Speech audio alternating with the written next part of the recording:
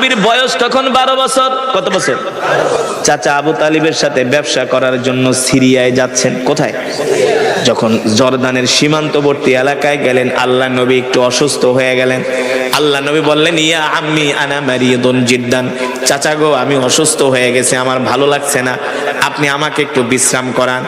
চাচা আবু তালেব বলে, ভাতিজা কোন জায়গায় তোমাকে বিশ্রাম করাবো? মরুভূমি, কোনো গাছ নাই, পালা নাই।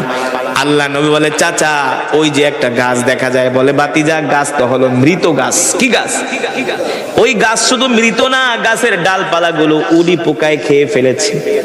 বুঝেন নাই? আল্লাহর পয়গম্বর বলে, চাচা আপনি আমাকে ওই মৃত গাছের নিচে নিয়েই বসান।